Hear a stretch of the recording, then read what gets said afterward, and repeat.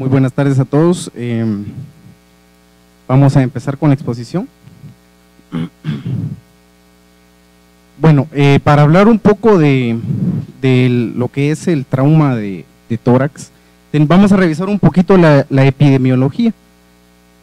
Tenemos que mencionar, como mencionaba el doctor Del Cid hace un momento, somos un país eminentemente violento. Por ejemplo, Guatemala, El Salvador y Honduras, 3 países vecinos, están entre los primeros 5 países con las tasas más altas de homicidios. Guatemala ahorita ronda más o menos 38 asesinatos por cada 100,000 habitantes, El Salvador y Honduras están entre 40 y 45, nosotros estamos en tercer lugar, creo, si no estoy mal, entre los países que tienen mayor tasa de asesinatos por cada 100,000 habitantes. Bueno, esto nos hace pues que seamos un país que, aunque no estemos en guerra, los hospitales públicos continuamente vamos a estar recibiendo pacientes, múltiples pacientes que se dan a raíz de problemas violentos. Vamos a hablar un poquito de epidemiología a nivel, estas son estadísticas de la Asociación Americana de Trauma. Más o menos el 25% de todas las muertes por trauma van a ser a causa de trauma de tórax. En primer lugar vamos a tener trauma de cráneo, en siguiente lugar trauma abdominal, pero el trauma más o menos que está en el cuarto o quinto lugar representa el 25% de todas las muertes por trauma. Si tenemos un trauma aislado, o sea solo el tórax está comprometido, vamos a tener más o menos un 4 al 18% de mortalidad. Va a aumentar un 13 a 15% más cuando está asociado a otro órgano o a otro sistema. El trauma de tórax lo vamos a dividir en 2, en trauma penetrante y trauma no penetrante. Más o menos del total del trauma de tórax, el 70% va a ser cerrado versus un 30% de abierto, y en este vamos a incluir heridas por arma de fuego y heridas por arma blanca. La mortalidad, vamos a tener una mortalidad del 2 al 3% en trauma cerrado y un 20% en trauma abierto.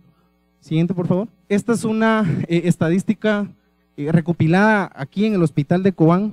El doctor Hamilton Gamarro, estudiante de sexto año, nos hizo esta revisión. Revisamos 5 años, tenemos una población de 730 pacientes reportados con trauma de tórax.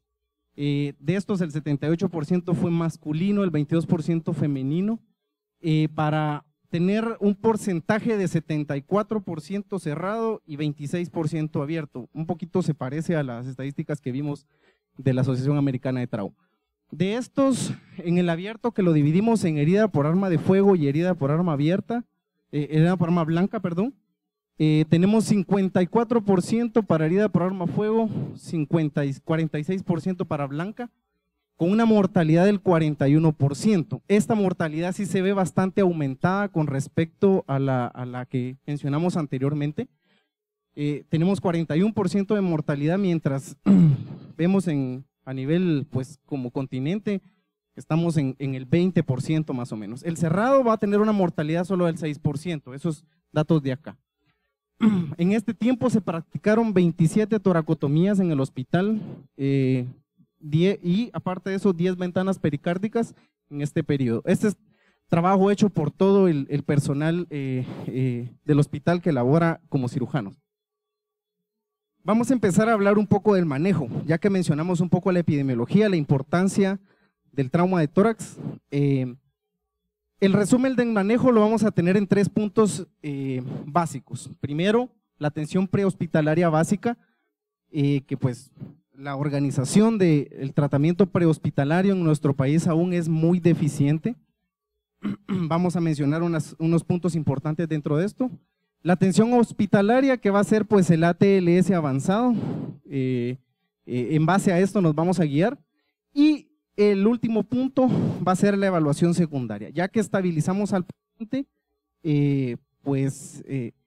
terminar de hacer un diagnóstico para descartar posibles lesiones, ya que descartamos que la vida del paciente no corre riesgo. Siguiente, por favor. Vamos a empezar a hablar un poquito de la atención prehospitalaria. Es importante tener varios puntos en cuenta, desde el punto de vista a que la atención prehospitalaria se va a dar pues a cargo de las personas, de las organizaciones que se dedican a esto. Entiéndase, por ejemplo, aquí tenemos los bomberos voluntarios. En dado caso, también la policía se ve involucrada a veces en este tipo de incidentes. Entonces, tenemos que establecer un nexo con la persona que atendió a al paciente en el lugar del hecho. Es bien importante establecer esa comunicación entre el que atendió en el lugar del hecho para que haga el enlace con la persona que lo va a recibir en el hospital. Entonces, unas cuestiones que tenemos que tener en cuenta, por ejemplo, la mayoría de todos estos traumas, por ejemplo, cuando hablamos de trauma cerrado, casi todos se van a dar por problemas, por accidentes de tránsito. Accidentes de tránsito, eso incluye pues accidentes de automóviles, en motos, atropellados.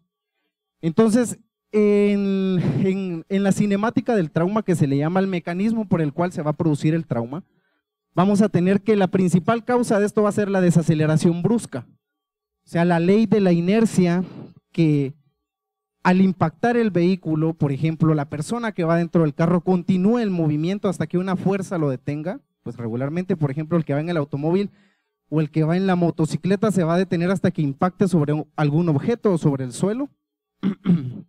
Vamos a tener que de este tipo de lesiones, las colisiones, el tipo de colisión va a tener mucho que ver en este tipo de lesiones. Por ejemplo, en una colisión lateral la mortalidad es del 60%, una frontal es del 20 a 35%, en vuelcos del 15 al 18% y en colisiones traseras del 3 al 5%. ¿Por qué la lesión, el accidente con colisión trasera va a ser menos mortal? Pues porque se pierde mucho de la inercia o mucho de la fuerza que lleva el vehículo al colisionar con el que está pues adelante, pues cuando se movilizan hacia adelante. Hay que tener en cuenta, ya que analizamos un poquito esto de la cinemática del trauma, también tenemos que determinar el impacto a que se da el accidente, o al impacto a la velocidad a que se va a dar la lesión de pues, las personas que se ven involucradas, ¿verdad? Entonces vamos a tener cómo clasificamos un accidente de tránsito como accidente de alta velocidad. Vamos a tener en primer lugar pues que le refieran a uno que hubieron muertos en el lugar. Desde ese momento ya se convierte en un accidente de alta velocidad. Entonces, esta persona que llegó por un accidente y reportan un muerto en el lugar, esta persona tiene que ser investigada exhaustivamente, que puede tener cualquier tipo de lesión en el tórax o en otra parte del cuerpo. También la velocidad límite que tenemos para catalogar un impacto de alta velocidad es 60 kilómetros por hora. Después de los 60 kilómetros por hora nos podemos provocar la misma lesión que nos provocamos a 100, esa es la razón.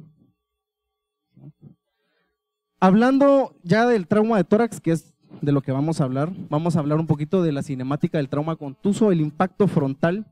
Esto se va a dar en choque de vehículos o motocicletas o en peatones atropellados. Vamos a tener que el mecanismo de la lesión va a ser el aumento de la presión en la caja torácica, la compresión, dependiendo qué tipo de colisión sea, ¿verdad? Si es frontal, lateral. Pues lo que vamos a tener en esos pacientes son fracturas costales, desgarros de las pleuras, o desgarro pues del pulmón por ende, ¿verdad? O una ruptura diafragmática. El aumento de la presión en el tórax son los que van a provocar este tipo de lesiones. En laterales tenemos que analizar fuerzas de corte, por ejemplo, en las colisiones laterales o en los vuelcos laterales. Tenemos que analizar, por ejemplo, en el tórax que tenemos al corazón, pues en el mediastino, tenemos nuestra aorta ascendente, el arco de la aorta y la aorta descendente torácica. Pues en el punto de inicio de la aorta descendente torácica tenemos el ligamento arterioso. Esto nos hace de que tengamos una parte fija de la aorta descendente con respecto al arco y al corazón. Entonces, ahí es donde actúan las fuerzas de corte, donde va a interactuar un órgano que está móvil a una parte fija anatómicamente, y pues se puede dar un desgarro prácticamente de la aorta. Siguiente, por favor. En las caídas verticales vamos a tener también fuerzas de corte, pero por ejemplo aquí también tenemos que incluir los bronquios, el mismo mecanismo, la carina, que es la parte más distal de la tráquea. La tráquea está unida en toda su en toda su longitud a la parte anterior de la columna vertebral, a los cuerpos vertebrales. Entonces aquí tenemos otra vez el mecanismo de una parte unida a una estructura fija, y el ilio pues va a estar unido al pulmón, y esta pues es una estructura móvil. Entonces la mayor parte de lesiones las vamos a tener más o menos a 1 pulgada de la carina, que va a ser esta el área de lesión. Siguiente, por favor. Eso es con respecto al trauma contuso. Tenemos que hablar también del trauma penetrante, y debido a que las heridas por arma de fuego son muy comunes, no solo en la ciudad capital, sino que también en los departamentos es muy común, vamos a tener, pues con las heridas de arma de fuego, entender precisamente la balística externa. ¿Cómo es que funciona el comportamiento de un proyectil pues al impactar al cuerpo humano? Hay muchos estudios de cómo se da esto, pero lo principal que tenemos que entender es las características del proyectil. ¿Qué características puede tener? Las características de penetración, de fragmentación. Hay proyectiles que están diseñados para fragmentarse al impactar el cuerpo o impactar una estructura. Tenemos también que estos proyectiles, al ingresar al cuerpo, van a formar una cavidad permanente y una cavidad temporal. La cavidad permanente va a ser pues todo el trayecto de la bala, que puede formar pues por el mismo efecto el tamaño del proyectil, y la cavidad temporal es la onda de choque que provoca el proyectil al impactar el cuerpo, que esa va a ser un poco más grande, ¿verdad? Y analizar las características del proyectil, proyectiles de alta o baja velocidad. ¿Cómo clasificamos a un proyectil de alta o de baja velocidad? Todos los proyectiles que superan los 1000 pies por segundo o los 300 metros por segundo son considerados pues proyectiles de alta velocidad. Por ejemplo, en armas de mano, para que se hagan una idea, el calibre 38 especial, que es uno de los más conocidos, tiene 200 metros por segundo. Todavía es una arma de baja velocidad, pero solo con un proyectil de este tipo puede provocar daños pues, que le pueden causar la muerte a una persona. También tenemos, por ejemplo, en armas de mano, calibres .40, .45, estos ya superan los 400 metros por segundo.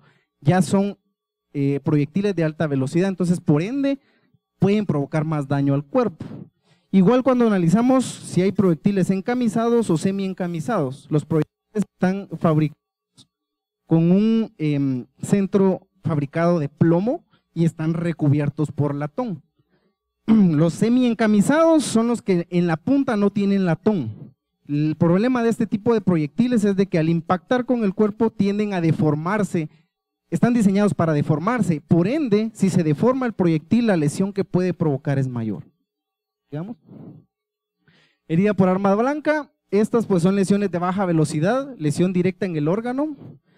Hay que determinar aquí lesión cardíaca, pulmonar o de grandes vasos, y esto va a depender del sitio de la lesión.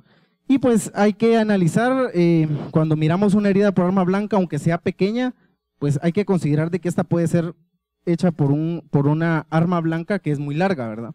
¿Sigamos? Entonces, ¿qué es lo que tenemos que valorar con el posible trayecto de ya sea una lesión por arma de fuego o por arma blanca? Tenemos que determinar si tenemos una lesión solo de un lado, derecha o izquierda. Si es transeje, significa que atraviesa de un lado a otro el tórax. Hay que descartar lesiones de esófago porque pues atraviesa el mediastino, lo más seguro. Cualquier lesión que está dentro del mediastino, cualquier estructura adentro del mediastino podemos tener lesión. Precordial, pues el área precordial es esta que les tengo aquí enmarcada en este cuadro rojo. Cualquier lesión en esta área puede causar una lesión cardíaca, por ende hay que descartarla. Lesiones toracoabdominales, este es el área toracoabdominal. Aquí podemos tener lesiones del diafragma, tanto órganos torácicos como órganos abdominales, incluyendo absolutamente todos los órganos. Y cuando valoramos lesiones por heridas por arma de fuego, siempre hay que tener en cuenta de que, por ejemplo, una lesión, los proyectiles pueden tener trayecto errático. O sea, ustedes ven un agujero y ven otro agujero y no concuerda, pero es porque eso va a depender de con qué impactó en la cinemática del movimiento del proyectil.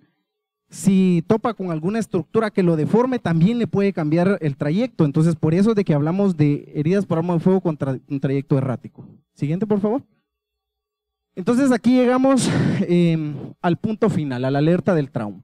Cuando, por ejemplo, ya recogieron a la persona involucrada en el hecho, estas deberían de comunicarse con el hospital, deberían de tener un enlace directo, por ejemplo, el cuerpo de bomberos con la emergencia y avisarnos. Fíjese que le llevamos una herida por arma de fuego. Regularmente avisan los bomberos, pero cuando ya se están parqueando afuera de la emergencia, ¿verdad? Uno tiene que estar preparado para recibir este paciente. Ahorita vamos a ver por qué. Y pues tiene que haber importante localizar a la persona que atendió el accidente en el lugar del hecho. O pues, por ejemplo, si son heridas por arma de fuego, regularmente siempre llega un policía, pues el policía les podría indicar dónde fue el siniestro, cómo fue. Eso pues lo orienta a uno para sospechar cualquier tipo de lesión. ¿Sigamos? Entonces, ya completamos el primer punto de la atención del trauma. Esto se cumple para cualquier paciente con trauma, no importa si fuera un paciente pues, con trauma de tórax, regularmente el trauma es complejo. Y ya estamos en el hospital, en la emergencia del hospital. Esto se va a basar en el ATLS. Esta es la 9ª edición, la última edición. Vamos a analizar cómo se tiene que dar. Atención primaria, ATLS, vía aérea.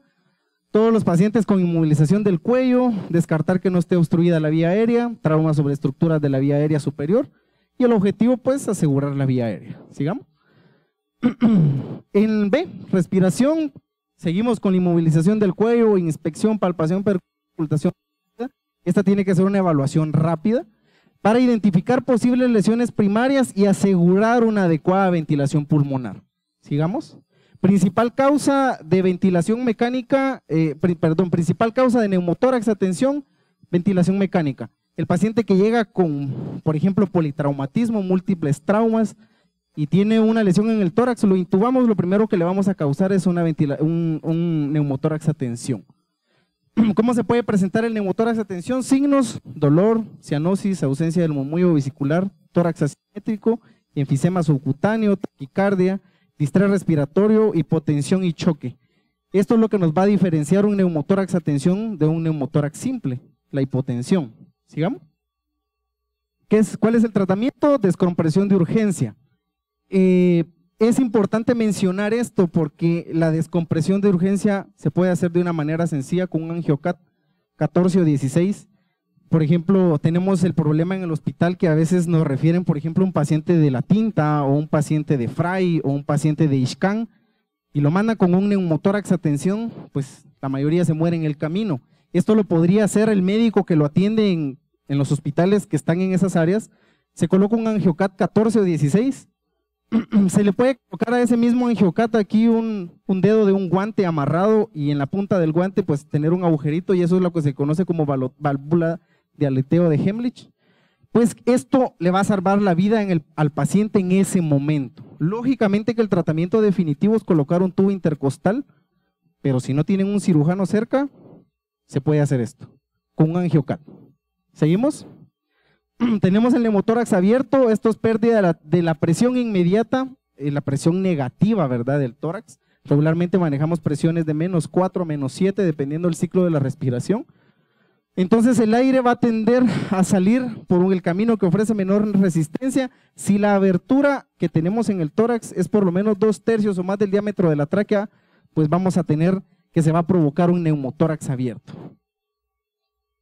Tratamiento: colocarle un parche, separamos 3 lados, pueden utilizar pues un material que no permita la entrada de aire, ¿verdad?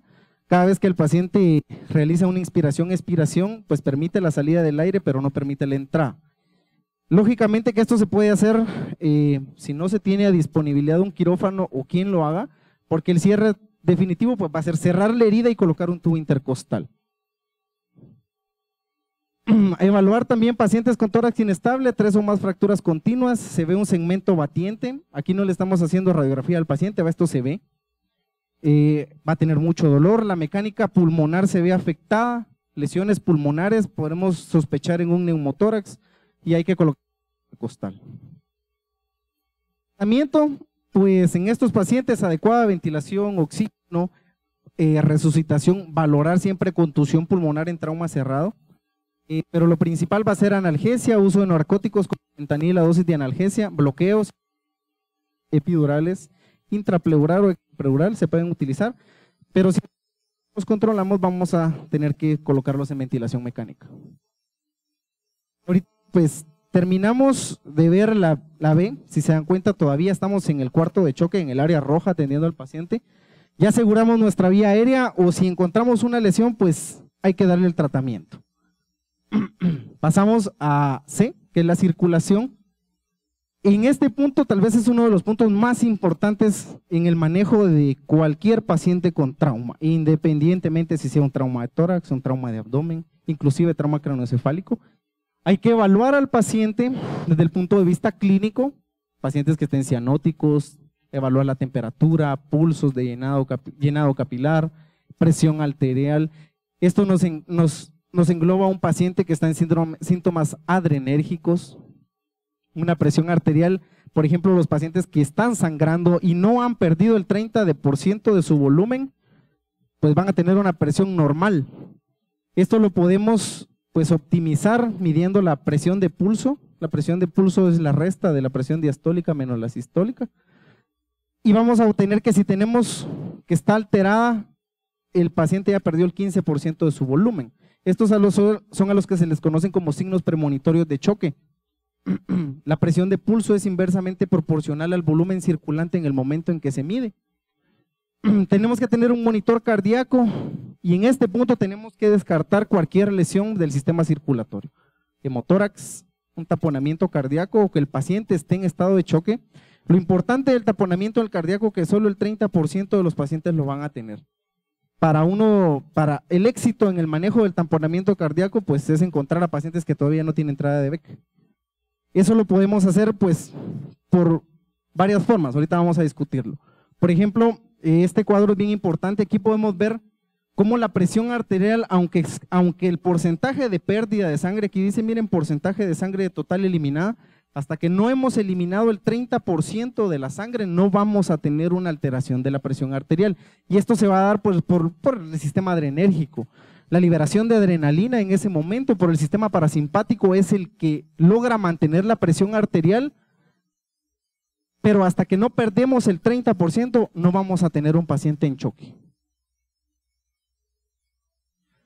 Lo que dice ATLS, ¿verdad? Canalizar 2 vías periféricas de gran calibre, administración de 2000 cc en bolus, pero esto lo tenemos que pues mencionar. Cristaloides versus coloides, pues el uso de cristaloides no lo supera, es lo mismo, podemos usar cristaloides, son más baratos.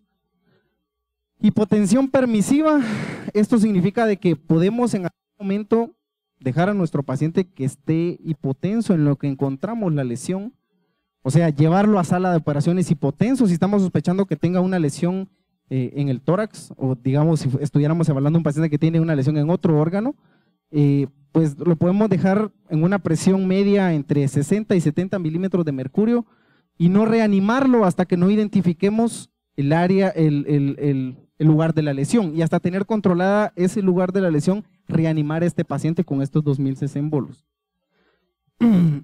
Uso de aminas vasoactivas, pues si ya descartamos que no hay ninguna lesión, pues las deberíamos de usar. Hay que sospechar, por ejemplo, en lesiones de la columna vertebral que pueden dar choque neurogénico también. Lo más en este punto es que el paciente no debe de salir de acá hasta que no estabilicemos la presión arterial. No lo podemos mover del cuarto de choque hasta que no tengamos una presión arterial normal. ¿Qué significa eso? Si yo tengo que subir al paciente a sala de operaciones a ver de dónde está sangrando, pues todavía seguimos en este punto. Siguiente, por favor. Vamos a ver uno de los principales, uno de los problemas más comunes, Hemotórax masivo, pues vamos a tener una lesión muy probablemente de los grandes vasos del tórax. La sospecha clínica es el gold estándar, ya mencionamos, disminución de la entrada de aire, enfisema subcutáneo, puede estar el paciente en choque, todos los signos clínicos, cianosis, todos los signos adrenérgicos, ¿verdad? Entonces, estos pacientes lo vamos a clasificar como un hematórax masivo cuando colocamos un tubo intercostal y drenamos 1000 ml al colocar el tubo. El tubo durante las siguientes 3 horas sigue produciendo más o menos 250 cc por hora. o el 20% de la volemia que lo drenemos al colocarle el tubo. Es bien importante esto, más que todo porque cuando tenemos niños, tenemos que establecer primero cuál es su volemia y ver si lo que drenamos corresponde al 20%. Y estos pacientes van a ir a una toracotomía de urgencia. Tienen un protocolo de transfusión masiva que van a ser ya sea 6 unidades de sangre fresca o 1-1-1 si no tenemos sangre fresca, que no tenemos sangre fresca en los hospitales acá en Guatemala. Sigamos. Vamos a presentarle, este es un video de un paciente tratado en el hospital de Cobán. Le colocamos un tubo y drenó más o menos el 40% de su volumen circulante. Es un niño de 6 años que tuvo una lesión por herida por arma de fuego. Aquí la pueden ver. La herida está localizada en el quinto espacio intercostal en la línea en la línea media casi. Este paciente lo llevamos a sala de operaciones y tenía una lesión pulmonar. Aquí pueden ver cuando encontramos la lesión en el hilio pulmonar. Lógicamente de que este niño, aquí podemos ver la lesión en el hilio. Este niño vino referido del hospital de Fray, pero no le hicieron nada. Más o menos tuvo unas 4 o 5 horas de retraso en el tratamiento. Cuando vino aquí con nosotros vino en estado de choque, mal, cianótico. Lo llevamos a sala de operaciones. La indicación fue al colocarle el tubo intercostal porque le drenamos más o menos el 40% de su volumen. Pues en este caso lo que hicimos fue pues hacerle una neumonectomía, porque en ese momento teníamos una lesión del hilio pulmonar. Acá la pueden ver. El problema con este caso fue de que ya lo agarramos muy tarde, ¿verdad? Era lo que les decía. Muy probablemente el tiempo en que le costó venir a este paciente al hospital fue el que le comprometió su vida. Pues este paciente falleció transoperatoriamente y le quitamos el pulmón, pero pues hizo paro cardíaco transoperatorio. Posteriormente le hicimos una toracotomía resucitativa, pero como les digo, el tiempo fue el que nos afectó acá. Este tipo de casos, por ejemplo, si se tratan inmediatamente, muy probablemente hubiera sobrevivido, pero el tiempo fue el que nos provocó este problema. Eso es lo importante de identificar temprano las lesiones. Pasó mucho tiempo en choque, más o menos cualquier paciente que tenga trauma, que pase más de 30 minutos en estado de choque, pues las posibilidades de que muera se acercan al 90%. Siguiente, por favor. Taponamiento cardíaco, tal vez uno de los más importantes desde el punto de vista en el trauma penetrante y contuso también. Vamos a tener que primero el paciente va a estar cianótico. Este es uno de los signos casi universales. La tríada solo en el 30%. Esto es lo importante. Determinar que el paciente puede tener taponamiento cardíaco y no tener tríada de Beck. La tríada de Beck no es común, que es presión elevada, hipotensión y ruidos cardíacos alejados. Hay que sospechar también cuando tengamos neumotórax izquierdo, signo de Kussmaul, que estos son tal vez los signos más importantes y la sospecha clínica, ¿verdad? Por supuesto. Entonces, ¿qué es lo que vamos a tener? Aumento de la presión venosa central, FAST, podemos hacer FAST en el hospital. El 95% de los casos se pueden determinar con este estudio, que es un ultrasonido rápido. Valoramos también el espacio pericárdico. Aquí podemos ver el pericardio fibroso y el pericardio adosado del corazón, y esta parte que está aquí, esto es una colección. Si el paciente tiene una herida, por ejemplo, un trauma contuso, un trauma penetrante, y miramos esta imagen, esto es un FAST positivo. El procedimiento que tenemos, esta es una ventana pericárdica, que es sobre lo que les iba a hablar a continuación. Este es un paciente del hospital. Esta es una incisión subxifoidea, es una ventana pericárdica subxifoidea. Aquí pueden ver el pericardio, por ahí van a ver el agujerito y tenemos salida de sangre del espacio pericárdico. Este es un paciente que estaba estable, solo estaba cianótico, no tenía alteración de la presión arterial. Siguiente. Dio positiva a su ventana pericárdica y pues la indicación es hacer una toracotomía anterolateral izquierda de urgencia. Le pudiéramos haber hecho una esternotomía, pero tenemos en el hospital el equipo completo. Aquí tenemos cuando abrimos el pericardio, ven la salida de sangre, esto es hemopericardio, ahí estamos abriendo el pericardio. Y ya tenemos el corazón, ahorita identificar la lesión. Si lo hubiéramos dejado sin hacerle la ventana pericárdica, se hubiera taponado al final, porque tenía una lesión en la aurícula del lado derecho, en la orejuela de la aurícula del lado derecho, una lesión de 5 milímetros que, aunque era pequeña, en algún momento lo iba a taponar. Aquí tenemos la lesión, una lesión pequeña. La ventaja de este tipo de lesiones es que son fáciles de reparar. Aquí tenemos había ingresado por una herida por arma blanca precordial. Esa fue la razón por la que le decidimos hacer la ventana pericárdica. Pero este paciente, como les digo, no estaba en estado de choque. Ahí pueden ver la lesión, esa es la orejuela de la aurícula derecha. La reparación pues no es tan compleja, la podemos hacer de una manera rápida. Y este es un caso tratado aquí en el hospital de Cobán. Ya reparada la lesión, pues el paciente en ningún momento se inestabilizó, en ningún momento botó la presión arterial. Reparamos la lesión y se termina el procedimiento. Este paciente salió extubado al servicio de cirugía, él no ingresó a un servicio de cuidado crítico porque en ningún momento se inestabilizó.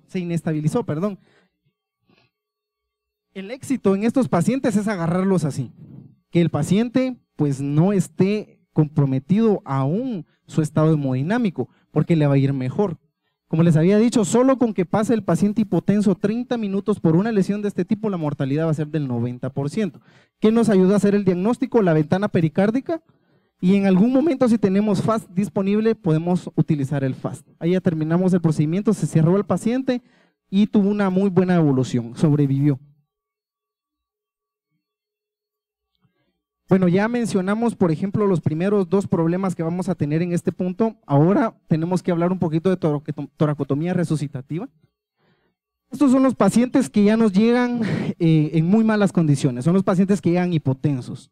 Por ejemplo, podemos tener pacientes que ya no tienen presión arterial ni frecuencia cardíaca, pero si tienen estos signos, que son reactividad pupilar, actividad cardíaca eléctrica sin pulso, tenemos que tener un monitor cardíaco.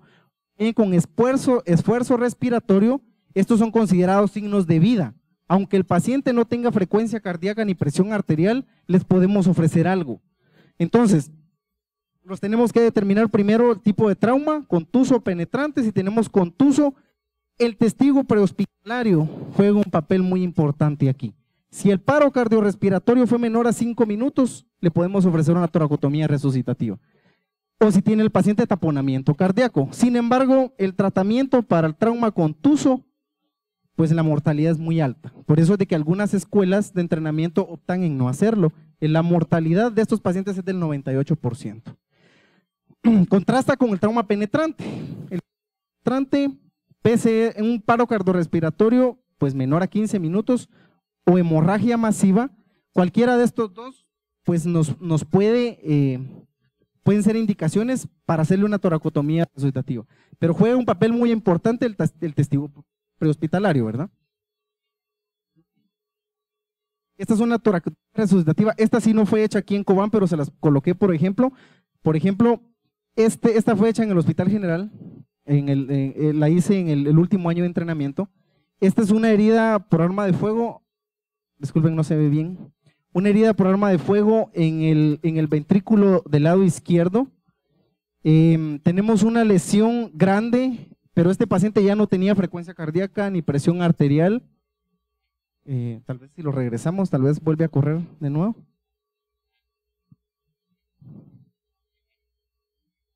Lo importante de aprender de esto es que, por ejemplo, él ya no tenía signos de vida, no tenía frecuencia ni presión arterial, pero cuando lo abrimos sí todavía tenía un poco de reacción el corazón, o sea, todavía se miraba actividad cardíaca. El video no corre bien, disculpen. Una lesión grande en el ventrículo, primero la tenemos que cerrar el defecto. Al cerrar el defecto, pues a veces es un poco complejo, si son heridas, por ejemplo, por arma de fuego, tienen pérdida de tejido. Y la reparación a veces es compleja. Lo podemos reparar. Al terminar de hacer la reparación, pues tenemos que cumplir todos los pasos de una toracotomía resucitativa. Primero, por ejemplo, reparar si hay alguna lesión. Segundo, dar masaje cardíaco. Aquí todavía estamos en la reparación. Este video debería ser más rápido, pero no corre bien, disculpen. Posteriormente damos un masaje cardíaco directo y antes de dar el masaje directo tenemos que realizar un campleamiento aórtico. El campleamiento aórtico pues es importante para redirigir el flujo sanguíneo hacia el cerebro y hacia el corazón. pues qué son los órganos que queremos que en ese momento empiecen a funcionar, pues para que nuestro paciente no muera. Porque este paciente todavía está en un punto donde lo podemos rescatar. Aquí, si no estoy mal, ya está reparada la lesión. Esto por supuesto, esto es hecho en el cuarto de choque, ¿verdad? Este no es un paciente en sala de operaciones. Esto se hace en el lugar donde el paciente llega, porque en lo que lo subimos a sala de operaciones, pues se nos muere, ¿verdad?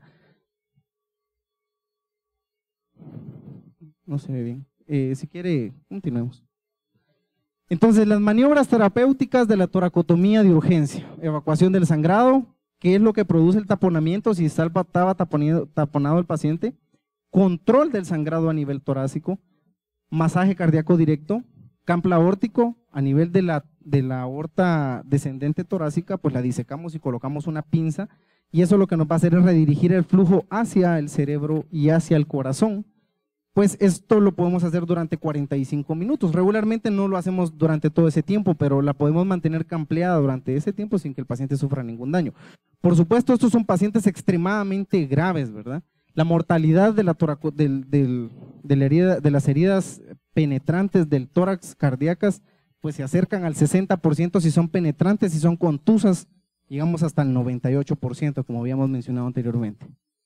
Pero, pues si podemos salvar una vida con este tipo de procedimientos, lo hacemos. Por ejemplo, ese paciente sobrevivió, pero después de estar más o menos un mes en el intensivo, también tiene mucho que ver el cuidado posoperatorio, que tengamos a la mano un cuidado crítico. Los intensivistas o los internistas son los encargados de sacar a estos pacientes después, porque las complicaciones que ellos van a tener en el estado en el que llegaron van a ser pues muy malas. Sigamos, por favor. Bueno, llegamos a la última parte, que es el déficit. Aquí tenemos que identificar un déficit neurológico.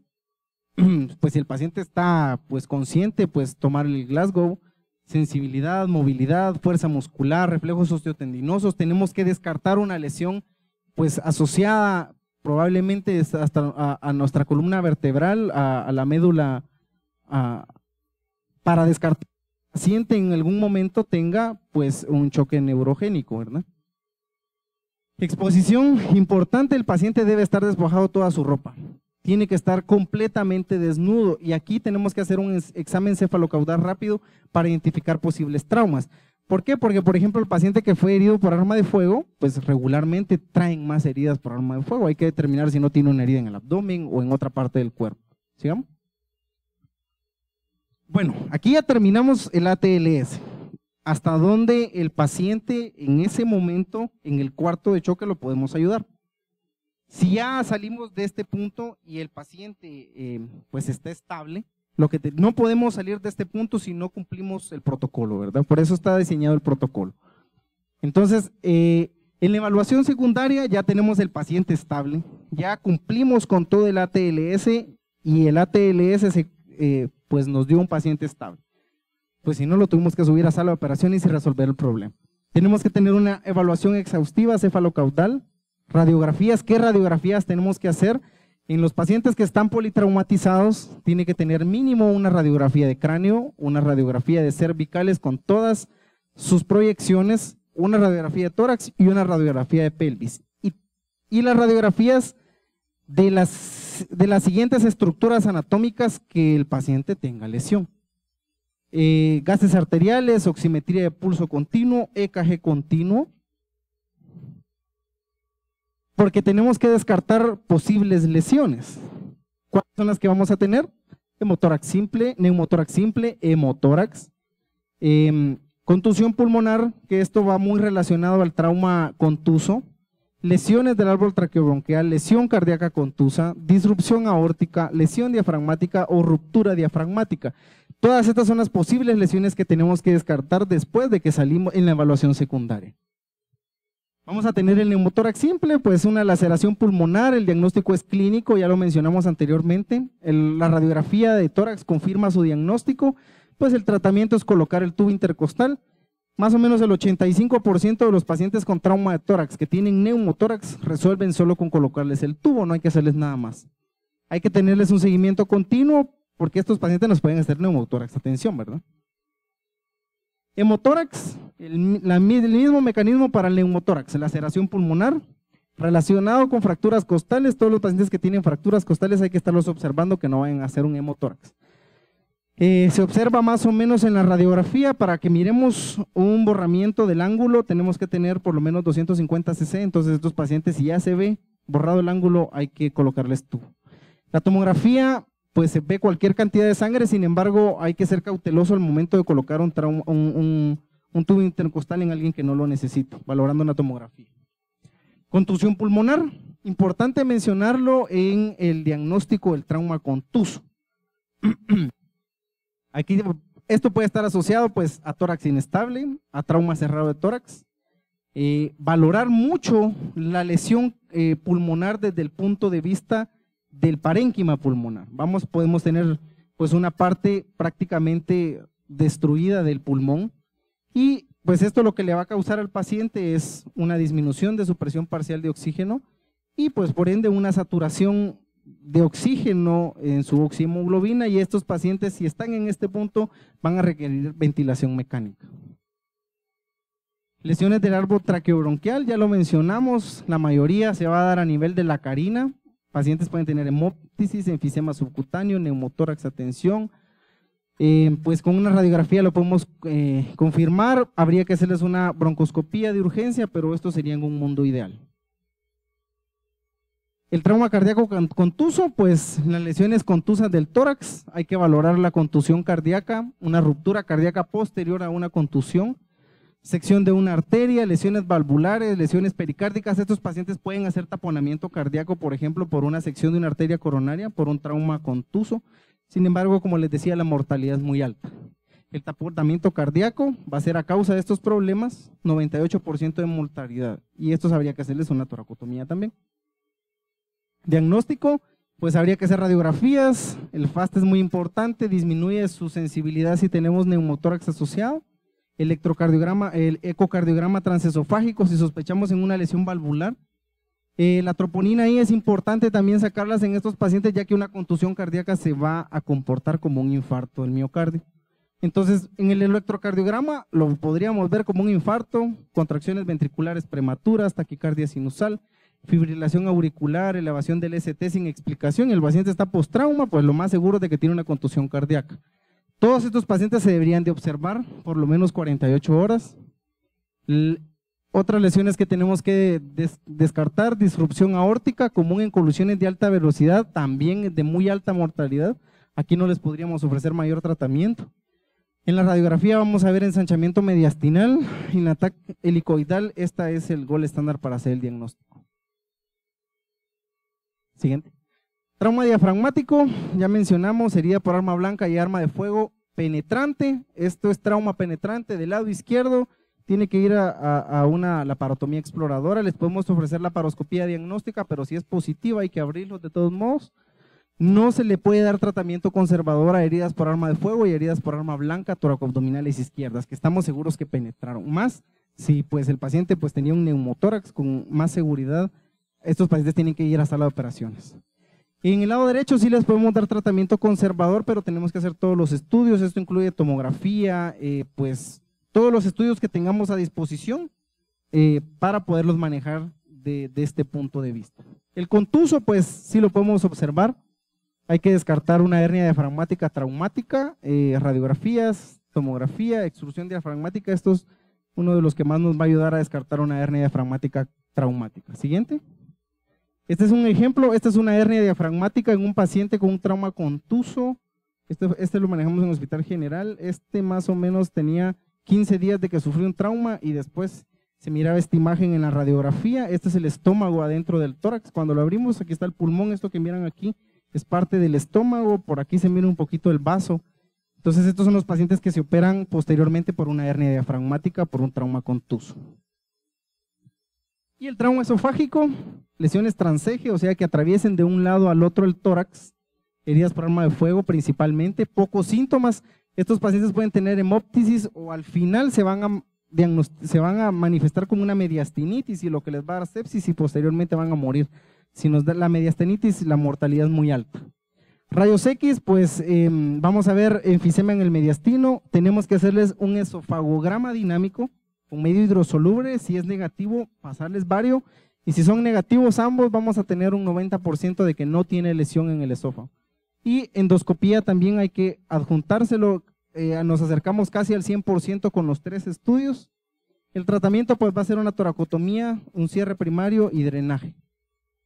Este es un ejemplo de un esofagograma dinámico. Aquí podemos ver fuga del medio de contraste. Este es un paciente con una herida por arma de fuego. Muchas gracias. Si tienen alguna duda o pregunta.